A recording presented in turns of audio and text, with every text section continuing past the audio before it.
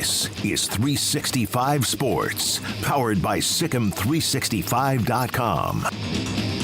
Welcome to the Triple Option. Here's your host, Paul Catalina. Alongside Jacob Wilson, sitting in for our normal Monday guest host, Chris Allman. But Jacob's been here the last couple of Mondays. And Jacob, good to see you, man. Yeah. It was the opening of bowl weekend. How many bowl games did you actually watch? I did not watch any bowl games from beginning to end because there were more important sporting events on, frankly. Yeah. I watched bits and pieces of several. I watched a lot, like the NFL being on Saturday, and like usually I'm a person who I would pick college over the NFL if I have no dog in the hunt. But the first bowl game that was on, I was like, meh, And so then I kind of got engaged in those NFL games because it's the fantasy football playoffs.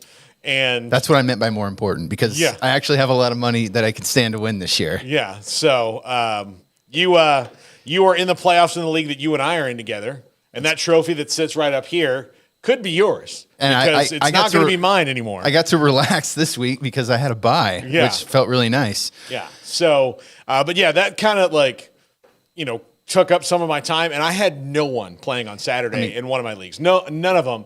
But I was still my opponent did. I'm playing Ryan Davis in one of the leagues, and he had somebody on Saturday, so I was curious. So it took me out of normally where I would get engaged. I did, and then I went to dinner, and so I missed a good portion of the Independence Bowl, but I saw bits and pieces of games. I think fantasy football, NFL, added to the fact that the Montana-North Dakota State was that was fantastic. That was by far the best college game that was on, and that is FCS football, which we don't typically talk about on the Triple Option. It was fantastic, though. I watched the entire fourth quarter and overtime of that game. It was really good, and congratulations to the Grizz on moving on. Oh yeah. And one of the reasons I was interested in it because it was Matt Ence's. It was his last game. He didn't. It was 50-50 shot of that being his last game there, but he's on his way to Southern California, and his not to knock North Dakota State, and I know that living in LA is not for everybody, but I'll tell you, weather upgrade. Well, it went from a 0 to 100. So if it was how a video on Madden you can create your own character and then give them abilities. He would have had weather would have been a 0 on his character, on his playable character, and then now it's I wouldn't say 100. It's at about 88, 89, 90. LA, mainland United States, is about as good weather-wise as it gets. It's just, it's a polarizing place if you're a political person. Yeah. That's the main thing about LA. Yeah. No, it is. If you get bothered by such things, then you're certainly gonna even if you're not, you can kind of sometimes be bothered by it. I remember staying there. We were there for Cowboys training camp one time, and every time you went into a store, somebody tried to get you to sign a petition, and I'm like, "This is your plan." To solve the problem. This is. I'm gonna tell you, this is probably not gonna work. I appreciate your fervor for this issue, which seems important, but I'm not a resident here, and also, I just don't think this is the people that are doing this are going to stop because you were like, "Hey, I stood outside of a grocery store, and all the people who are buying groceries don't like the crap you're pulling." Yeah, do you have a moment for wealth redistribution? We're trying to abolish billionaires out here, and it's you're not going to solve that problem with a clipboard. Most of the stuff, it was some of them were worthwhile causes, like environmental stuff about please, make sure we have a clean water supply and don't let the big corporations just dump things in our water and be like, "Oh, that was an oopsie-daisy for 30 years. We didn't realize there was a leak in the pipe and we just kept going." Every single wild salmon's going to have a little bit of mercury in it. You're just going to have to accept that. It's fine. Most of them, but some of them were causes you're you are really swimming to use the salmon metaphor, way upstream on this one. So, no, it was, but yeah, he's upgraded his weather a lot. And he's upgraded. Look, and no, like North Dakota State is one of the elite coaches in the country at any level, Matt N says. But, look, you can't turn down the opportunity to go coach at USC. To me, that's just a huge upgrade. He's probably going to make more money as the linebackers coach and associate head coach than he will, as the head coach at North Dakota State. And North Dakota State's been really good about that's been a revolving door of different guys who've come in and gone, and they've won there. Craig Bull won there. Chris Kleiman won there.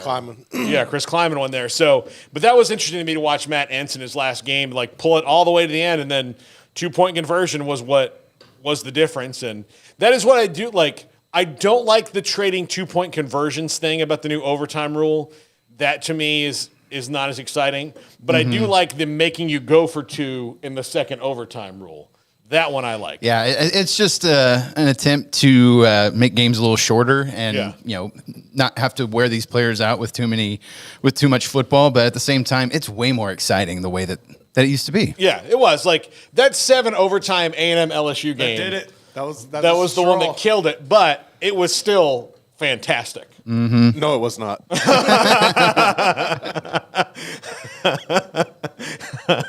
Garrett, the LSU fan, disagrees, especially since A&M won on what was the right call, but I don't know how they made it at the time on that. It was a disaster. I don't know. It was that whole game was a nightmare for me. Yeah, a weird call. Like there were so many things about that game that'll just kind of live in infamy. So. Anyway, to the first topic of the day. Transfer portal has been open for 2 weeks now, and there are some schools, Jacob, who are absolutely killing it right now. Some schools are letting, the thing is, you're not going to win the national championship on December the 10th. Mm-hmm. But there are certain trends you can see, and I'll say it right now, Louisville and Ole Miss are going for it. I was going to say Ole Miss is definitely they're reeling them in. Yeah, Ole Miss is reeling them in right now, especially along the defensive line, and appear that they are the favorites as well for Walter Nolan, who is the number 1 player in the whole portal, ranked by pretty much any service out of Texas A&M. But they have, you win the thing up front, and so far up front they've got Tyler Barron from Tennessee, Princely Umanmielen from Florida, who are really good defensive ends. They got Key Lawrence, a safety from Oklahoma. Tamorin McDonald, a cornerback from another safety from Tennessee. And Juice Wells, a really, really good wide receiver from South Carolina. So that's who they have in the fold so far. Graquan Scott, an offensive lineman from Southern Miss. Lewis Moore, another safety from Indiana, is there. Tavion Nicholson, a cornerback from Illinois. Chris Paul, linebacker from Arkansas. So I think I've got them all. I think I've got them all. So they have reeled in a lot of players. And Lane Kiffin's called himself the Portal King. He's not. I've always thought of him as the Portal Prince. I think. Let's just face it, Mike Norvell's the Portal King, but he's got a good statement for it. Yes. Yeah, but Lane Kiffin is absolutely crushing it right now in the portal, and and they're a 10-2 team that lost to Alabama, and they lost to. They got beat by Georgia. So they lost to Georgia and Alabama. So they are very clearly the third-ranked team, like the third team in the SEC this year. And to get over that hump, they're pulling out all the stops. And then they get Walter Nolan along that defensive front that's going to make them formidable. Yeah, I think we talked last week about how, the history of Ole Miss, them and Mississippi State, they're in-state rival. They've both kind of just been teams that have existed in the SEC for a really long time. There's only blips on the radar of when they were truly really good, not really much tradition. And I'm all for it. Lane Kiffin, he's trying to blow it up and be like, no, this is going to be the Lane Kiffin era, and we're going to create some tradition, some success. And it reminds me of another team in professional baseball that just recently became successful. Oh, just going for it? Just going for it. Go for it. I'm mad that you guys haven't mentioned anything about my shirt too. Yeah, I like it. Yeah. Yeah. Adolis Garcia.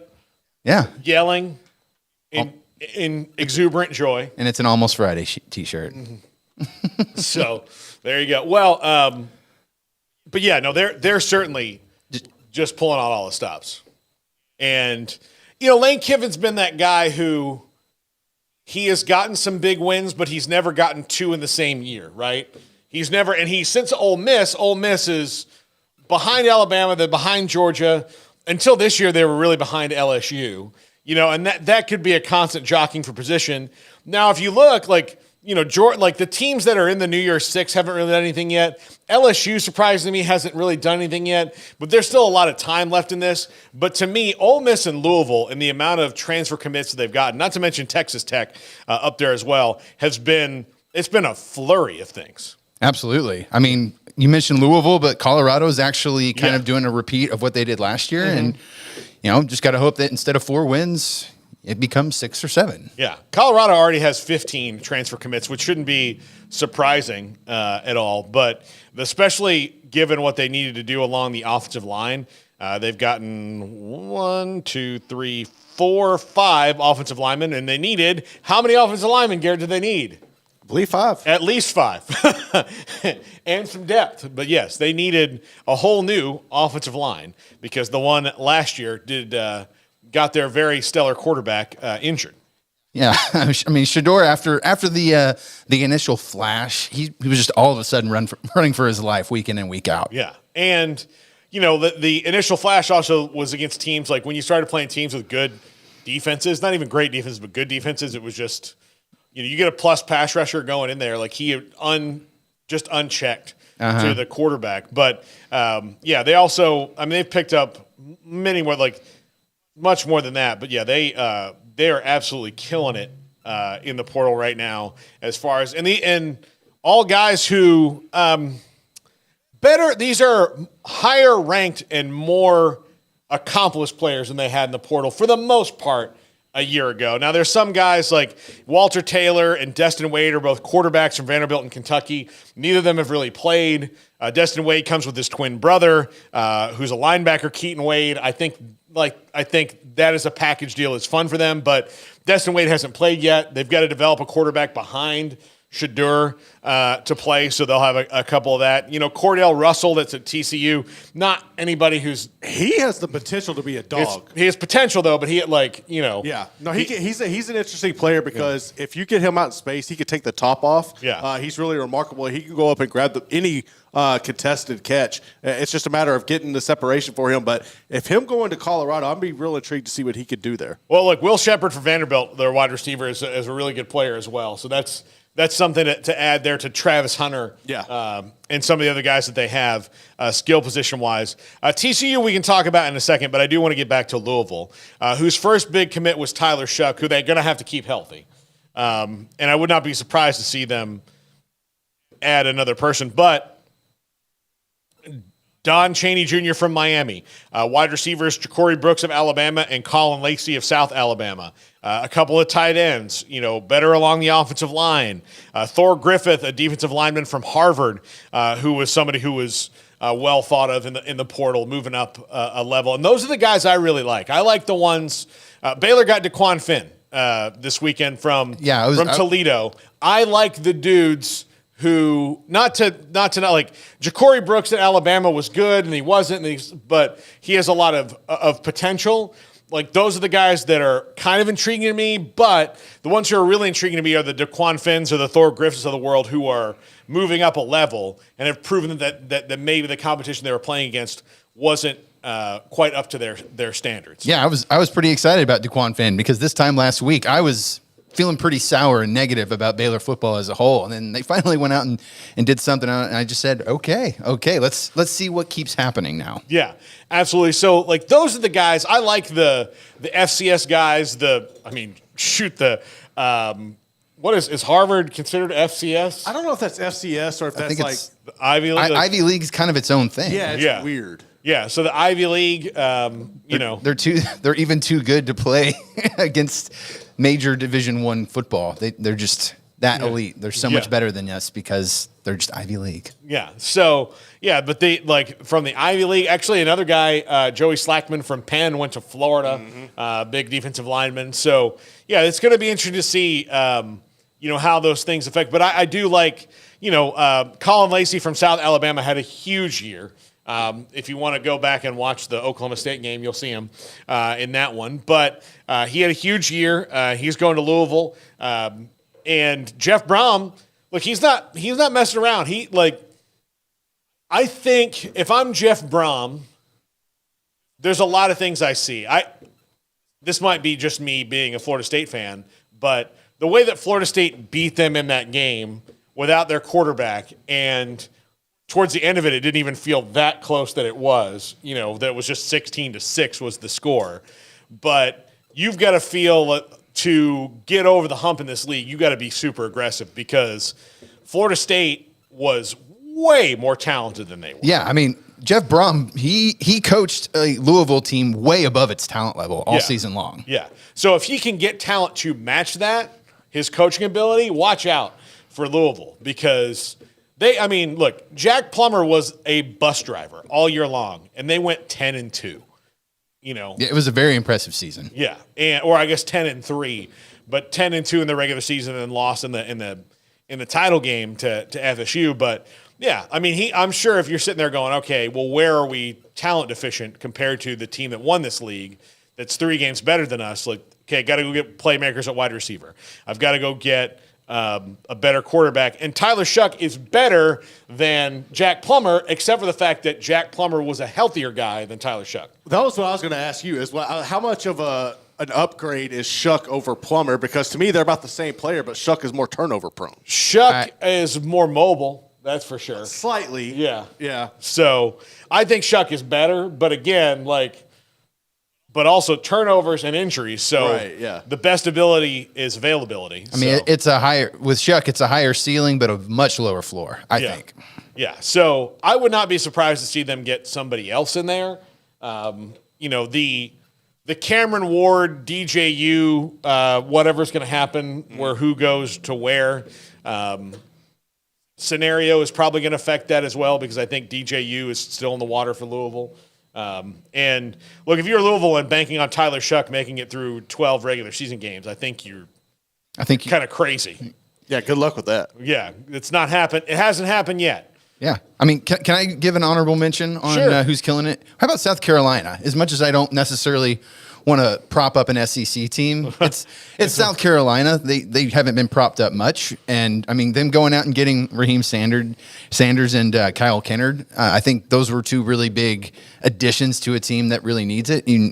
Even though they missed out on another quarterback that we're going to talk about later, I'm still impressed with what they've done so far. It's kind of been quality over quantity so far, and I think that in the transfer portal, that's something that you should really consider. Yeah. No, I mean, look, Kyle Kennard from Georgia Tech is a plus pass rusher, and they've lost a lot of guys in the portal over the last couple of years, and they continue to, but, picked up Brady Hunt, tight end from Louisville as well. Rocket Sanders. I think it's Ball State, no? Or Ball State, I'm sorry. Let's say Louisville is Ball State.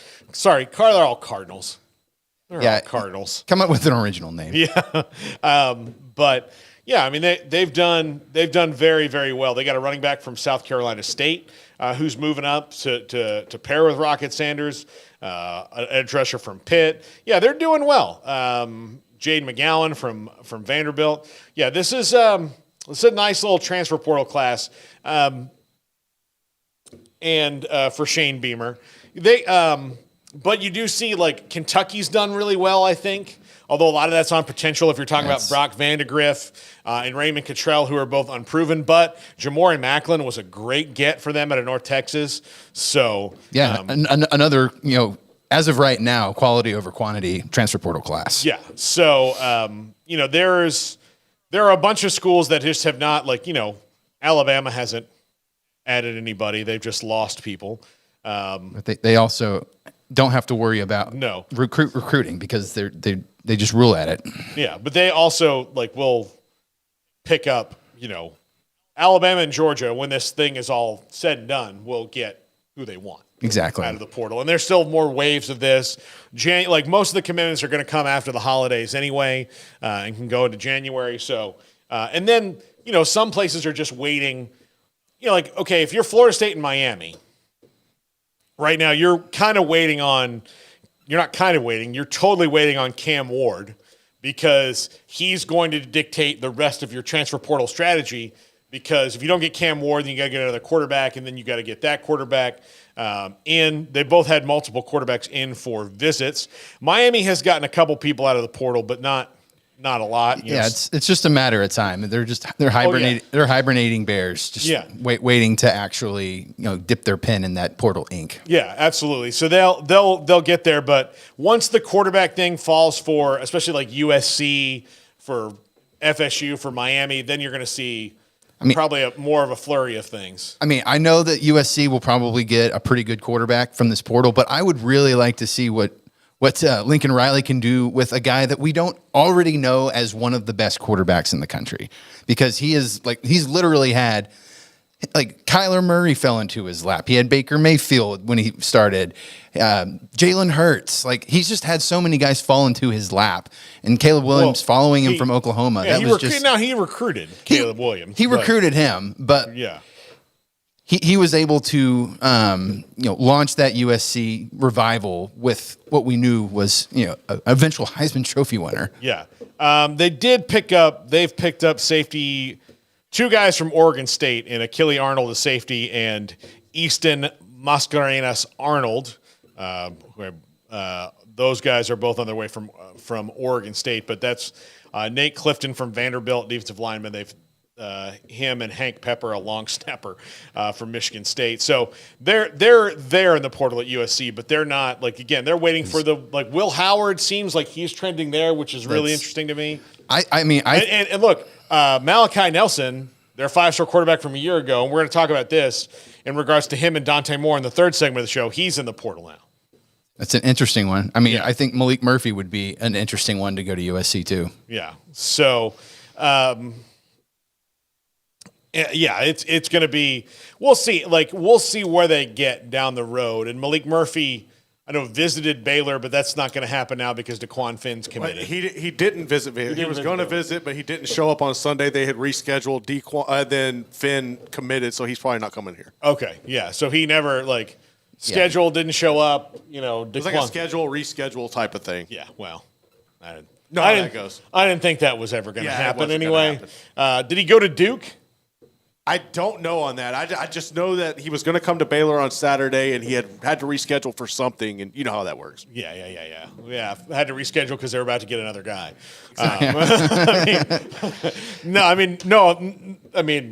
Good on you, Malik Murphy. Don't waste anybody's time. Yeah. So, but yeah, if DeQuan Finn's going to commit, then you don't need he needs to go somewhere he's going to be the starter, which is something we'll talk about next, because Kyle McCord, who went 11-1 as the starting quarterback at Ohio State, is going to play his last year of eligibility at Syracuse.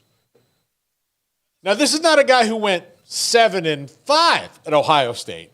This is a dude who went 11-1 and is going to Syracuse. Now, look, part of that is because I know Fran Brown from when he was here at Baylor. The dude is on the rise, and he is a great recruiter, but still a little bit of a shocker that you're going from Ohio State to Syracuse. That is a precipitous drop in notoriety of programs.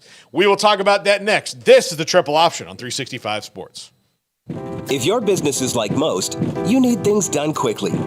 But if you're still tying your critical applications together on multiple shared public networks, you've probably been feeling the slowdown. And that's no good for business. A private UPN fiber network can get you and your business moving at the speed of light. Whatever you need, we can build it. Internet, Metro Ethernet, Waves, dark fiber. We deliver custom private networks and are focused on business customers only. Our next generation 100% fiber optic infrastructure offers you low latency and ultra scalable bandwidth with speeds up to 100 gigabit to run your critical applications. Your connection won't be limiting your performance anymore. It's diverse and scalable. so it can grow and change as your business grows and changes. And with a secure carrier-grade private network, you'll have all the reliability you need. Contact UPN today to learn more. Fast just got faster. This is 365 Sports, powered by Sikkim365.com. Welcome to the Triple Option. Here's your host, Paul Catalina. Welcome back. Paul Catalina, Jacob Wilson with you on Monday. We have 3 shows this week of the Triple Option, and then we're going to be off for the holidays. We'll be back January 2nd. Correct. And what? Correct. Yes, the second. January 2nd, we'll be back on the air here. So enjoy these next 3 shows and then spend some time with your loved ones. So, but yes. So these are the last 3 shows of 2023, the year that gave us the triple option. So, but yes, we'll be back January 2nd, and we'll have tons of stuff to talk about because almost all the bowl games will be played. The CFP games would have been played, so there's a lot to talk about there. All right, so before the break, we talked about Kyle McCord going from Ohio State to Syracuse. Now, this is a recruiting boon for Fran Brown, and Syracuse is about to get a couple other dudes that you're going to be surprised. I think they're going to get Fadil Diggs from A&M because he wants to go, play closer to home. He's also from New Jersey, and like Kyle McCord is, and Elijah Robinson is the defensive coordinator there, and he wants to go play for him.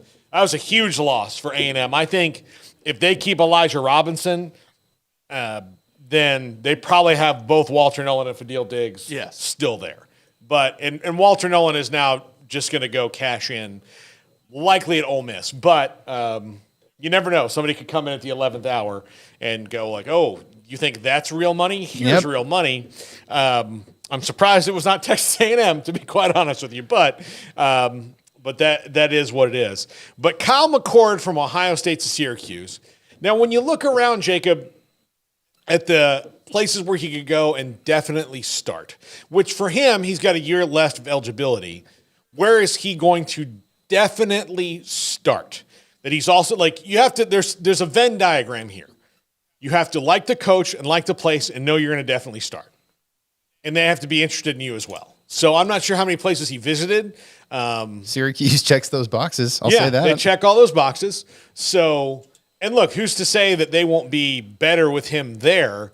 I would be more concerned about the talent around me if I'm Kyle McCord, but he is guaranteed to start there. And if he wants to be there, that's on Kyle McCord, and I do think it's interesting though, because here's a dude who's 11-1 and his fan base is kind of maybe knocking him for the 1 and not the 11. And I mean, that's just, if you're any player, especially the quarterback and the head coach on an Ohio State football team, you're going to have to deal with those fans and just thinking that you are less than because of that one big loss that you had. Yeah. Yeah, it is. Because those fans are rabid, Paul. Yes, they are. But I really do, I don't like this narrative about guys who, look, is Kyle McCord, CJ Stroud, or Justin Fields? Absolutely not. But the dude was 11-1 at Ohio State. All right? Ohio, do you know what Ohio State's backup plan is for their 11-1 starter leaving? Anyone in the room? They don't have one. None of us do. And look, they must feel confident about themselves getting. Thought you were about to break some news on us, Paul. A good quarterback, but as far as I know, they haven't really had any visits yet from any of these major guys yet. So it's either Devin Brown and the freshman they have coming in, which if you want to roll the dice with those guys, I trust Ryan Day to evaluate well because, again, the dude really only loses to Michigan. So he knows what he's doing, except when he plays Michigan. 99% of the time, Ryan Day knows what's going on. Then he plays Michigan and for 3 hours has no idea. None.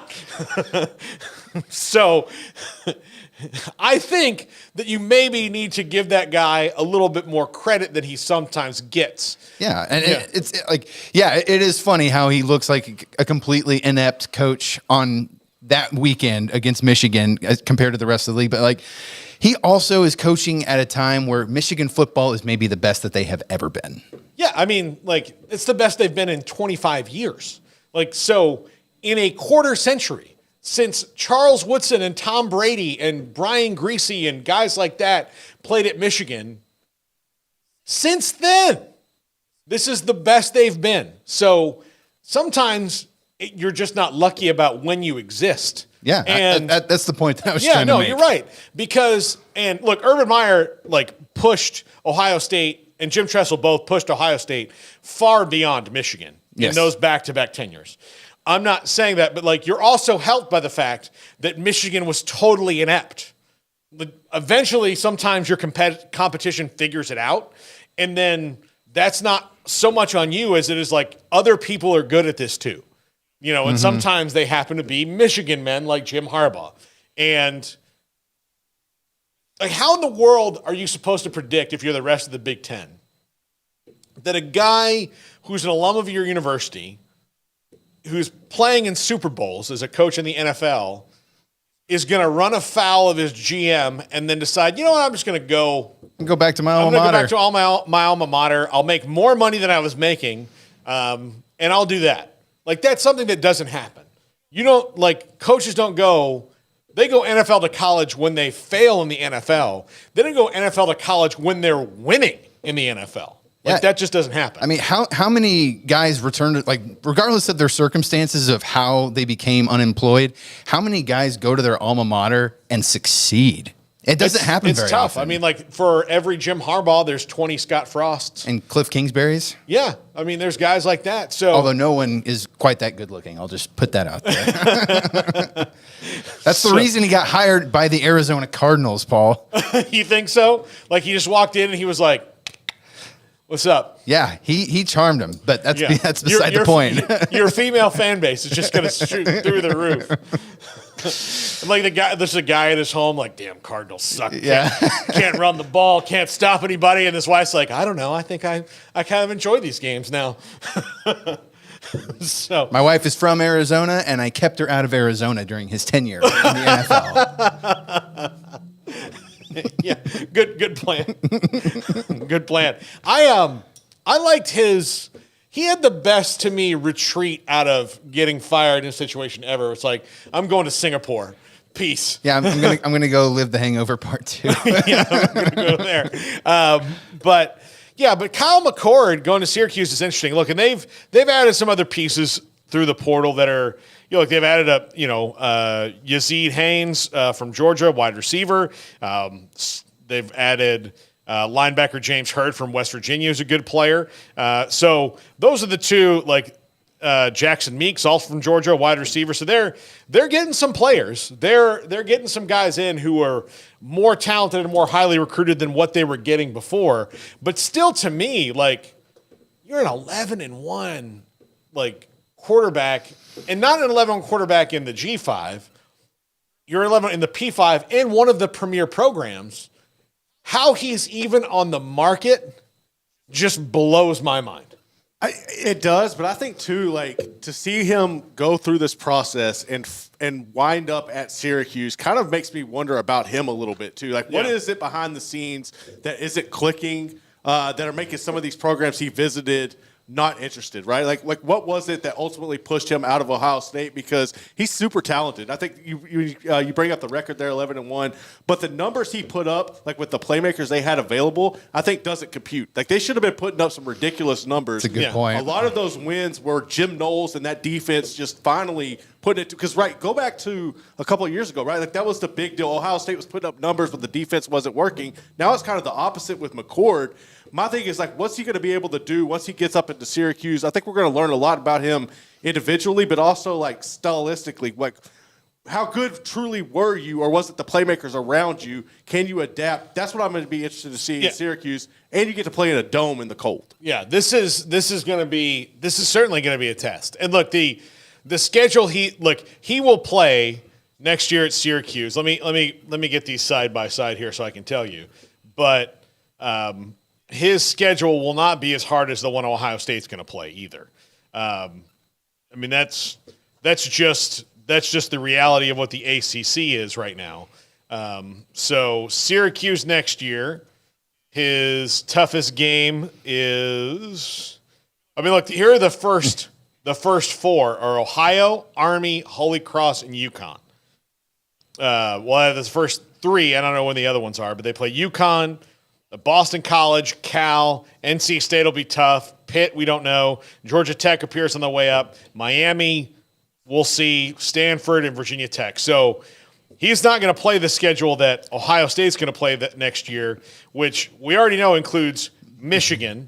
It includes Oregon. It includes Iowa, who, still doesn't let you score that much. Penn State.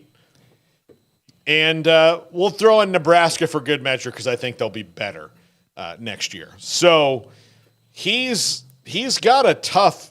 That's a much tougher schedule than the one that Syracuse plays. So even that all being said, we may not really even know, right? Because Ohio State's also going to lose a couple of the weapons that he had, and frankly, he might be thinking about his NFL draft stock when the time comes next year. 3 of the top 4 wide receivers are gone, and Marvin Harrison's going to go to the draft.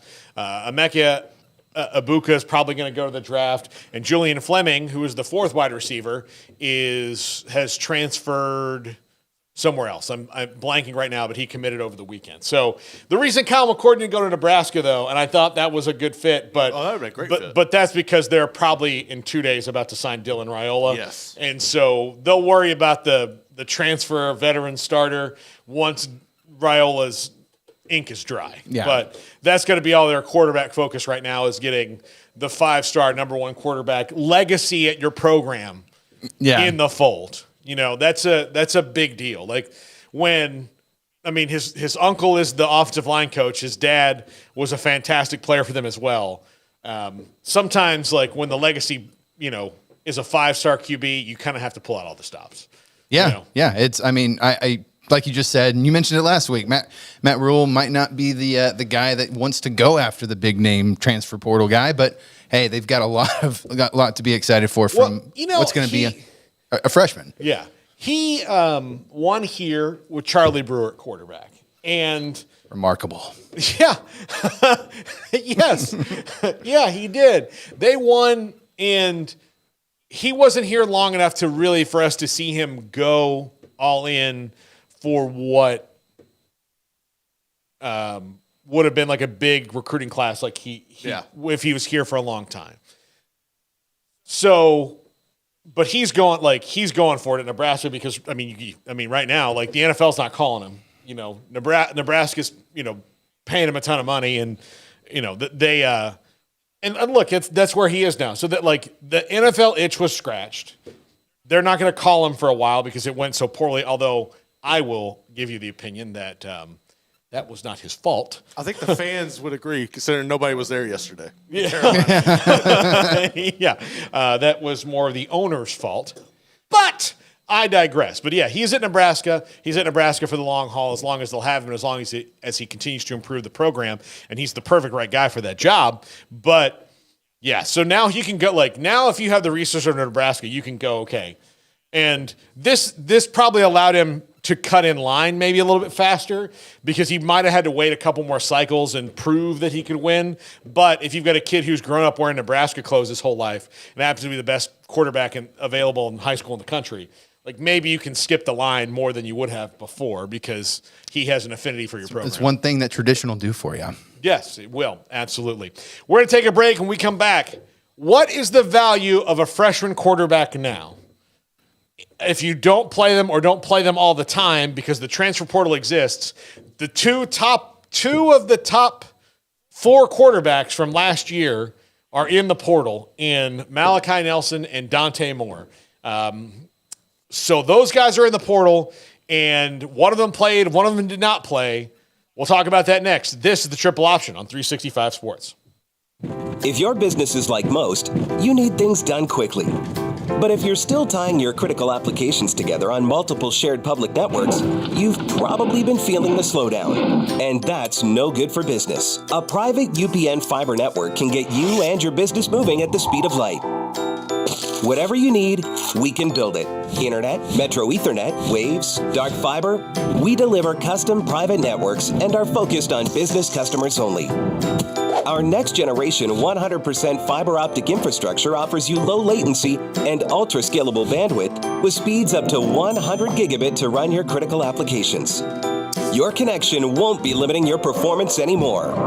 It's diverse and scalable, so it can grow and change as your business grows and changes. And with a secure carrier-grade private network, you'll have all the reliability you need. Contact UPN today to learn more.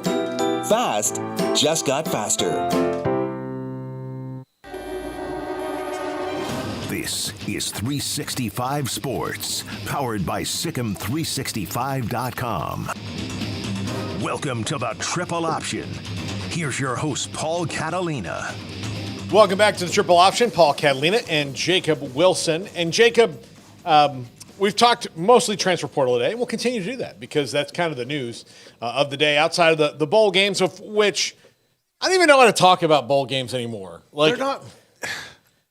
They're irrelevant at this point. Yeah, I mean they're fun to watch when you're watching them because it's football and it's on and you get to see some things. But it gives the 6-6 teams, the fans of those teams, stupid hope for the future. Yeah, and keeps the just keeps the arrested development of grown men who cheer for college age kids to play football. Yeah. Keeps that spirit going. So, of course, my bowl game fervor was officially extinguished 3 weeks ago. I feel you. So, yeah. I mean, it was like whatever I had for, look, like last year when FSU won 10 games and then they were 9-3 and then they, played Oklahoma. I was excited for that because it was good news for them and there was potential moving forward. But, once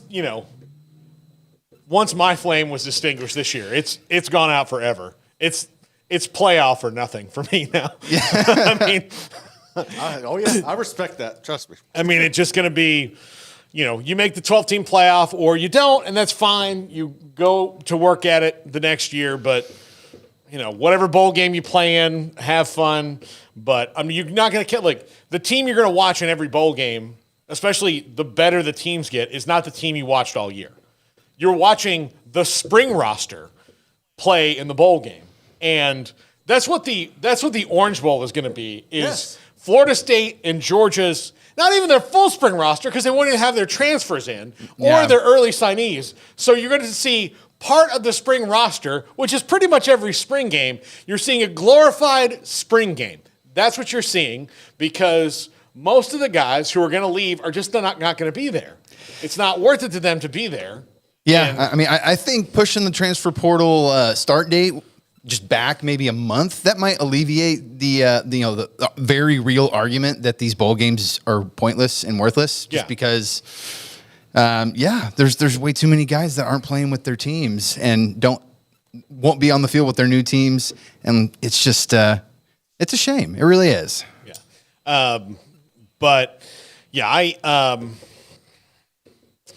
I don't know. I'm sad now. Anyway, freshman quarterbacks, Dante Moore and Malachi Nelson, both in the portal. I'm leaving Malik Murphy out of this because he's in a different situation. Dante Moore and Malachi Nelson would have had chances to win their job at USC and UCLA had they stuck around. But they decided not to do that. And so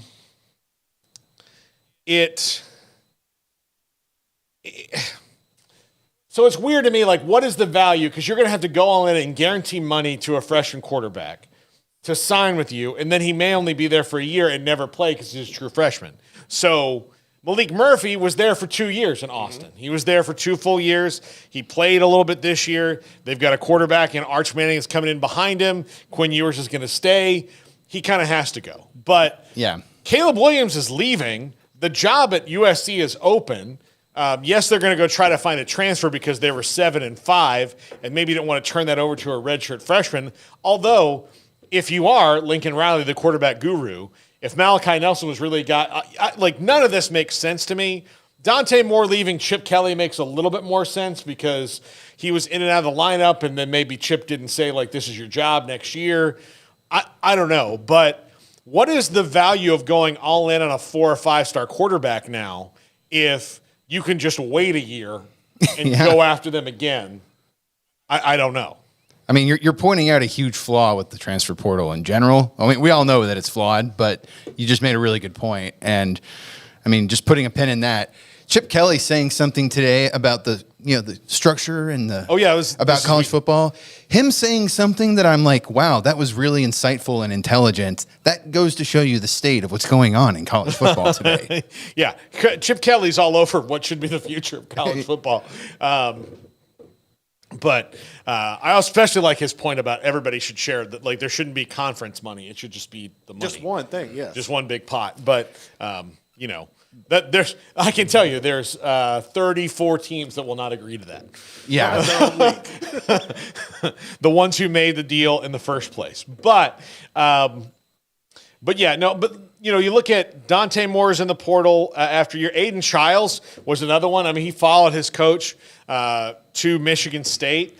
Brock Vandegrift also was he? Well, he was a redshirt freshman this year. So he was there for a couple years. He was there for a year, I believe. Yeah, he was there. So he is there for a little while.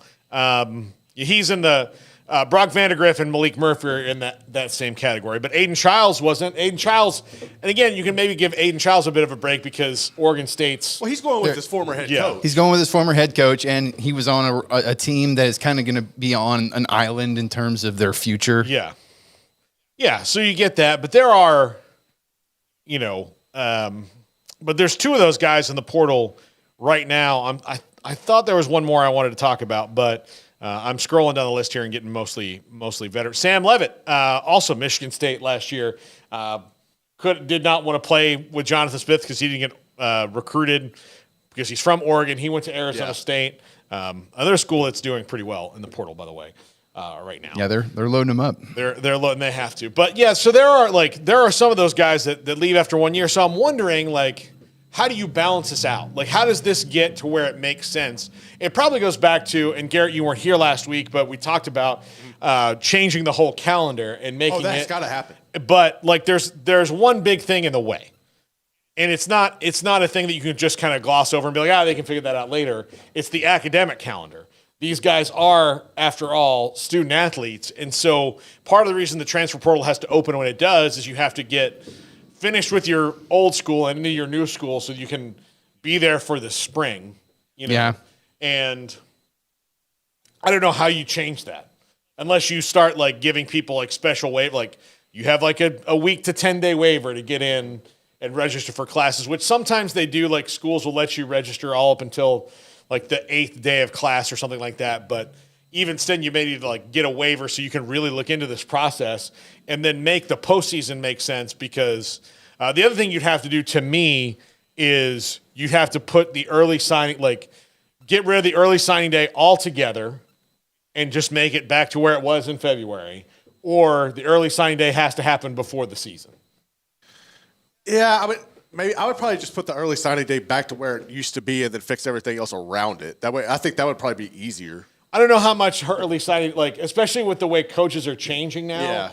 I don't know how much the early signing day really helps you. I don't know that it does. Because if you're going to fire, it's now started people firing coaches in November, where they didn't before, or October, and then you don't. But you're not really going to have a coach if you fire him in October. You're not really going to have a coach until the end of the season anyway, more than likely, if you want who you want. So there's a lot of things that have to get fixed, but part of it would be, to me, and I love the early signing day. I love that that it existed and that they split it up and there were two, because every other sport has two, but maybe football just has to be different. Yeah, I mean, it's just gotten so out of control that and the NCAA is just proving more and more that they're inept at having any control or So, but again, so if you I signed Malachi Nelson, I signed Dante Moore. I did what I was paid to do and got a big quarterback on campus. But now, after a year, because they're not playing or not playing as much, or they might have some competition, they're going to leave. Now I have to go out and do that again and again and again.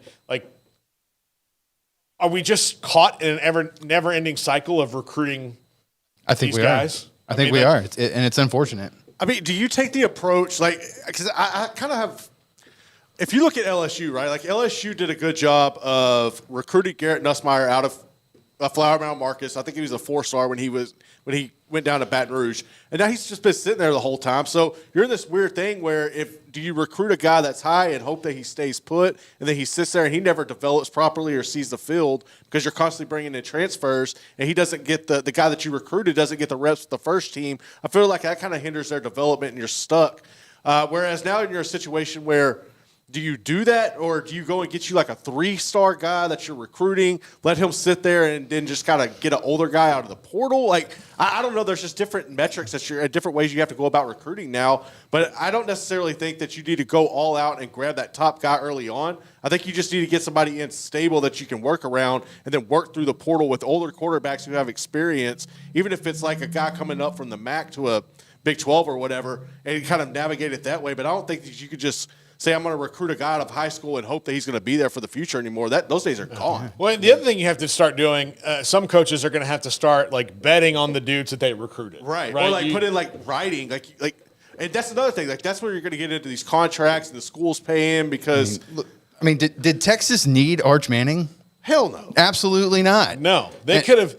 Based on the old way, you're right. They could have waited a year to recruit a quarterback, but the way that the quarterback portal opens now, you have to sign one. Like, if you don't sign a quarterback in your class every year, you are going to wind yourself in a position where you have 0 quarterbacks on your roster on signing. I think the era of player development might be dying because, like Garrett said, like if you've got your Quinn Ewers and Malik Murphy on the same team, that gives you a chance to get a guy that might be a diamond in the rough, maybe was overlooked by some other teams, and then develop him, see how it comes along. If it doesn't, you just go get another 5-star guy if you're the University of Texas after the Quinn Ewers and Malik Murphy time is over. Yeah, absolutely. They're like there's, and look, it may be just a new thing like that they have to deal with, but I just wonder. And part of it is, look, everybody wants immediate gratification, and so if you don't get to start right away, I get you want to go somewhere, but sometimes you got to think about what's best for you. Like, if I'm Malachi Nelson, where else can I be where the best quarterback coach in America is my head coach?